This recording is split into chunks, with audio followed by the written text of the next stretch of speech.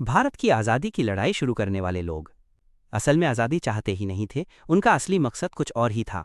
ये बात सुनने में अजीब लगती है ना? लेकिन ये सच है। साल 1885 बॉम्बे, एक हॉल में हिंदुस्तान के कुछ सबसे पढ़े लिखे और अमीर लोग इकट्ठा हुए हैं। बेहतरीन सूट बूट पहने, फराटेदार अंग्रेजी बोलते हुए। ये कोई क्रांतिकारी अड्डा नहीं था, ये एक जेंटलमैन्स क्लब जैसा था। इसका नाम था इंडियन नेशनल कांग्रेस। और ये लोग ब्रिटिश साम्राज्य के दुश्मन नहीं बल्कि वफादार नागरिक थे। तो फिर ये सूट बूट पहने अंग्रेजों के वफादार लोग ब्रिटिश साम्राज्य के सबसे बड़े दुश्मन कैसे बन गए? ये कहानी है एक क्लब की जो एक मकसद के साथ बना था, पर उसका अंजाम कुछ और ही हुआ। कांग्रेस के शुरुआती नेता, जिन्हें मॉडरेट्स या नरम दल वाले कहा जाता था, कोई मामूली लोग नहीं थे। वो अपने समय के दिग्गज थे। दादा भाई नौरोजी, गोपाल कृष्ण गोखले जैसे लोग। ये वकील थे, डॉक्टर थे, बड़े बड़े ग्रेजुएट थे। इन्होंने अपनी पढ़ाई इंग्लैंड में की थी और ये ब्रिटिश तौर तरीकों, उनके कानून और उनके इंसाफ के सिस्टम में दिल से यकीन करते थे। उनका मानना था कि ब्रिटिश राज बुरा नहीं है, बस उसे चलाने वाले कुछ अफसर बुरे हैं। उन्हें लगता था कि अगर वो अपनी बात तमीज़ से, कायदे कानून के दायरे में रहकर अंग्रेज़ों के सामने रखेंगे तो अंग्रेज़ उनकी बात ज़रूर सुनेंगे। आखिर वो भी तो जेंटलमैन थे। तो उन्होंने क्या किया? उन्होंने अर्जियाँ लिखनी शुरू की, पिटीशन पर पिटीशन। वो ब्रिटिश सरकार को चिट्ठियाँ लिखते, जिसमें वो बहुत ही विनम्र भाषा में कहते, हुजूर, हम आपके वफादार हैं, बस हमें भी सरकार चलाने में थोड़ा सा हिस्सा दे दीजिए, हमारे लोगों को भी अच्छी नौकरियां दीजिए, टैक्स थोड़ा कम कर दीजिए। उनकी राजनीति को बाद में लोगों ने पॉलिटिकल मेंडिकेंसी यानी राजनीतिक भिक्षा का नाम दिया। वो लड़ नहीं रहे थे, वो मांग रहे थे। लेकिन इसका नतीजा क्या निकला? कुछ भी नहीं। कांग्रेस एक अर्जी भेजती, लंदन में बैठा कोई अफसर उसे पढ़कर रद्दी की टोकरी में फेंक देता। वो दूसरी भेजते, उसका भी यही हश्र होता। सालों तक ये पढ़े लिखे काबिल हिंदुस्तानी अंग्रेज़ों के बंद दरवाजे पर दस्तक देते रहे और दरवाज़ा कभी नहीं खुला। ये सिर्फ उनकी बेइज्जती नहीं थी, ये एक गहरी सच्चाई को सामने ला रहा था। कांग्रेस के नेता सोच रहे थे कि वो अंग्रेज़ों के साथ बराबरी का संवाद कर रहे हैं, लेकिन अंग्रेज़ों की नज़र में वो सिर्फ गुलाम थे जिन्हें काबू में रखना था। अंग्रेज़ हिंदुस्तान में इंसाफ करने या लोकतंत्र लाने नहीं आए थे, वो यहाँ पैसा बनाने और राज करने आए थे। दोनों पक्ष दो अलग अलग भाषाएं बोल रहे थे, भले ही दोनों अंग्रेज़ी का इस्तेमाल कर रहे हों। कांग्रेस न्याय की भाषा बोल रही थी और ब्रिटिश हुकूमत ताकत और मुनाफे की। ये लड़ाई कभी जीती ही नहीं जा सकती थी। कांग्रेस के अंदर ही अब एक बेचैनी बढ़ने लगी थी। एक सवाल उठ रहा था, आखिर कब तक हम ये अर्जी दरख्वास्त का खेल खेलते रहेंगे? और फिर 1905 में ब्रिटिश सरकार ने एक ऐसा कदम उठाया जिसने इस खेल को हमेशा के लिए बदल दिया। उस वक्त इंडिया का वायसरॉय था लॉर्ड कर्जन, एक ऐसा आदमी जिसके रग रग में शाही अहंकार भरा हुआ था। कर्जन ने देखा कि बंगाल का प्रांत भारतीय राष्ट्रवाद का गढ़ बनता जा रहा था। ये वो इलाका था जो आज का पश्चिम बंगाल, बांग्लादेश, बिहार और उड़ीसा का हिस्सा था। यहीं से सबसे ज्यादा क्रांतिकारी विचार और आंदोलन पैदा हो रहे थे। कर्जन ने सोचा, अगर इन्हें तोड़ना है तो इन्हें धर्म के नाम पर बांट दो। उसने एक आदेश जारी किया और बंगाल को दो हिस्सों में बांट दिया। एक हिस्सा बना मुस्लिम बहुल पूर्वी बंगाल और दूसरा हिंदू बहुल पश्चिमी बंगाल। सरकारी तौर पर कहा गया कि ये सिर्फ प्रशासनिक सुविधा के लिए किया गया है, लेकिन हर हिंदुस्तानी जानता था कि ये अंग्रेज़ों की बांटो और राज करो की नीति का सबसे बड़ा और बेशर्म उदाहरण था।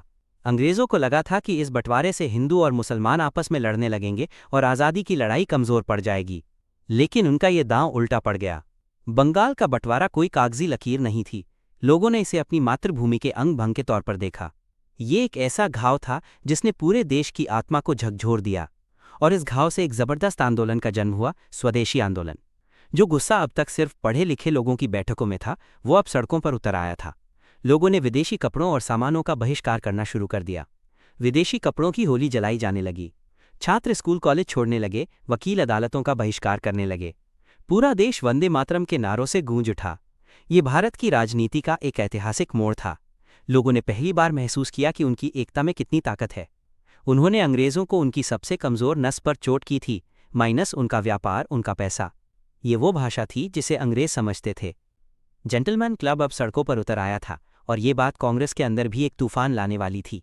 बंगाल के बंटवारे ने कांग्रेस के अंदर की दरार को और चौड़ा कर दिया। अब एक नई पीढ़ी के नेता सामने आ रहे थे जो नरम दल वालों की भिक्षावृत्ति वाली राजनीति से तंग आ चुके थे। वो अंग्रेज़ों से कुछ मांगना नहीं चाहते थे, वो अपना हक छीनना चाहते थे। ये थे गरम दल के नेता और इनकी तिकड़ी ने पूरे देश में आग लगा दी थी। लाला लाजपत राय, बाल गंगाधर तिलक और बिपिन चंद्र पाल।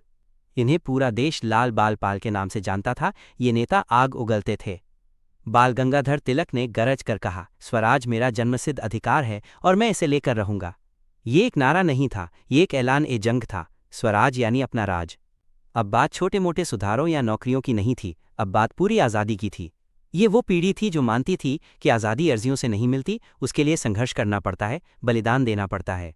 कांग्रेस के अंदर अब दो गुट बन चुके थे। एक तरफ थे पुराने तमीज़दार नेता जो अब भी ब्रिटिश इंसाफ में यकीन करते थे, और दूसरी तरफ थे ये नए जोशीले नेता जो अंग्रेज़ों को दुश्मन समझते थे। जेंटलमैन्स क्लब के अंदर ही एक बगावत हो चुकी थी।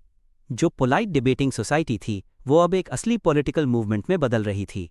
और यहीं पर कहानी का सबसे बड़ा और विडंबनापूर्ण मोड़ आता है।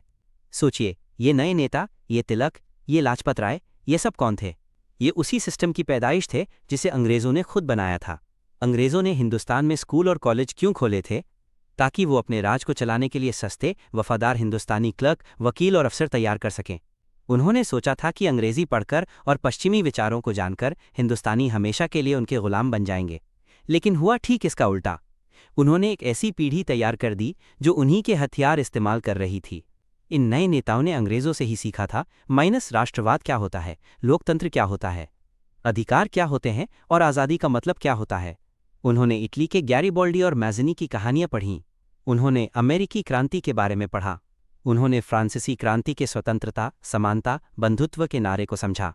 और अब वो उसी ज्ञान का इस्तेमाल मास्टर के घर को तोड़ने के लिए कर रहे थे। ये ब्रिटिश राज की सबसे बड़ी विडंबना थी। जिस शिक्षा को वो अपनी ताकत का औजार समझते थे, वही उनकी कब्र खोदने वाली कुदाल बन गई। तो 1885 का वो जेंटलमैन क्लब अब पूरी तरह बदल चुका था। वो क्लब जो कभी महारानी विक्टोरिया के प्रति वफादारी की कस्में खाता था, अब स्वराज की मांग कर रहा था। जो कभी अंग्रेज़ों से रियायतें मांगता था, अब वो आज़ादी छीनने की बात कर रहा था।